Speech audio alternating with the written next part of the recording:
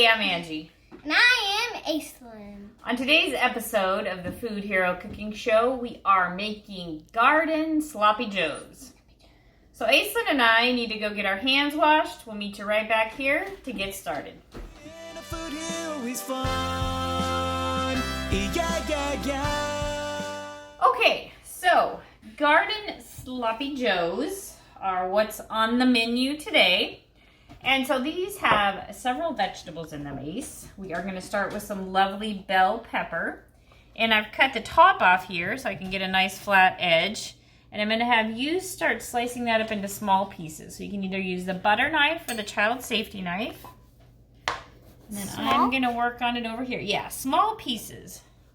I'm going to get the seeds out of the middle. We'll get those into the garbage bowl for our chickens. Give them all of that good stuff. Recipes that kids love.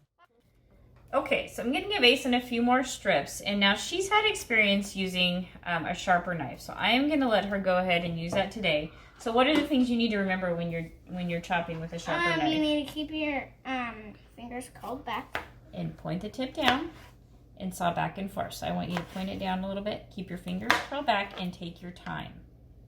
Take your time. Okay. And once you get those chopped up, you can go ahead and throw them into that bowl there. Okay. Be very careful, Aislinn. Now remember, tip down. You want tip down. Tip down is key. It's hard to get enough. Where healthy food is fun. Give them All right, Ace. How are you doing on that pepper over there? Looks like you're almost done. And I am getting an onion diced up over here. And these peppers and onions we were able to get from one of our local farmers at the farmer's market.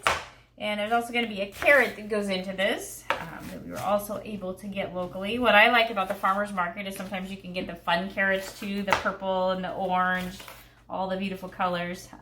But today in this we're using orange carrots.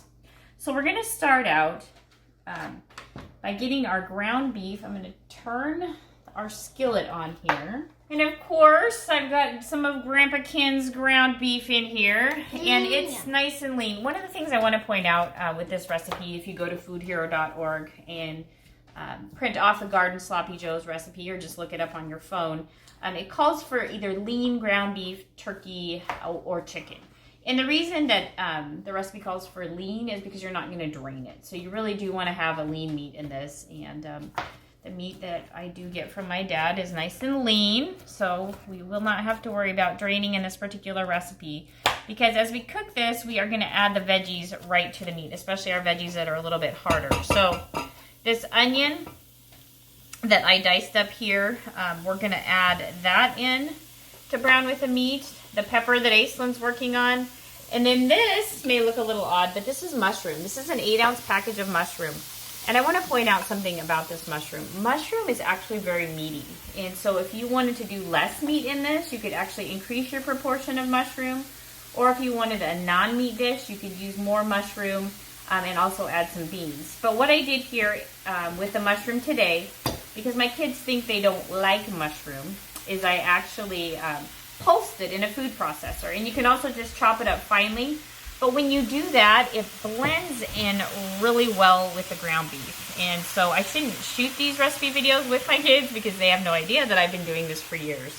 But if you do get that mushroom chopped up really fine or even pulse it in a food processor, it just will really blend right in with your ground beef, or it can be a nice substitute. So Aislinn, we're going to go ahead and get your peppers in there and the onions. We're going to cook all this down. You really did that? Yes, I got the onion chopped. Hand me the pepper. You want to hand me the peppers that you chopped?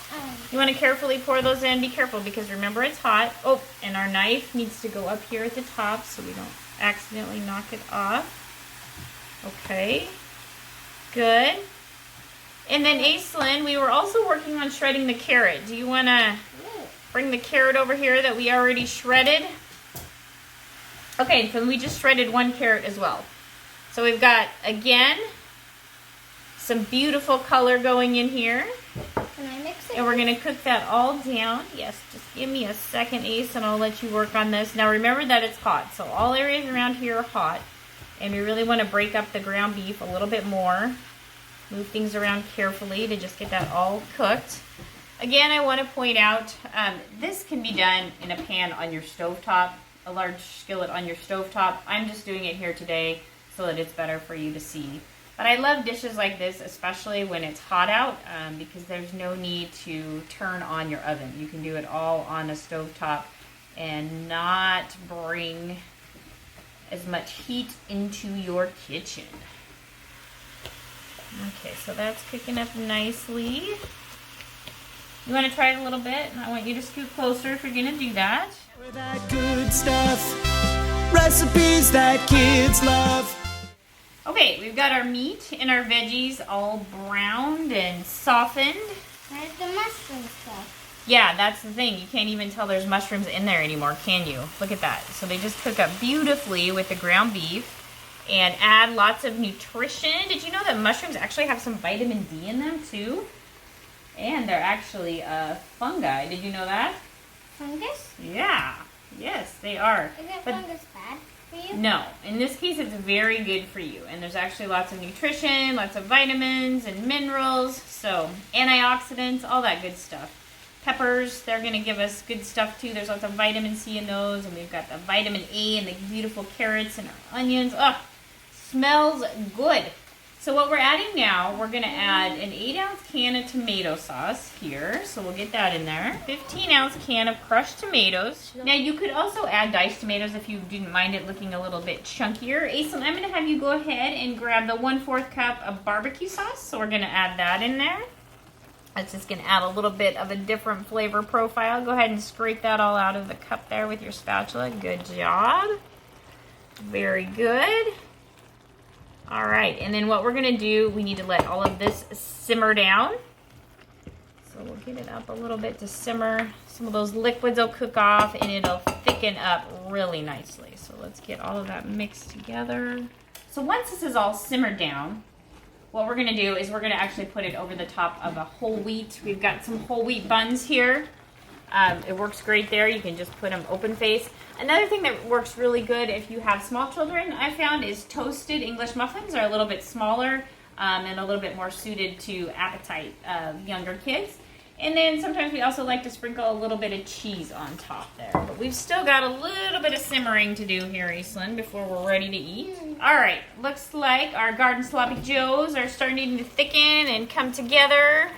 Our camera woman over here says she's getting hungry, so I'm going to dish her up a portion. And with that, we are going to sign off today on this episode of the Food Hero Cooking Show. We will see you next time. Bye. And a food hero is fun. Yeah, yeah, yeah.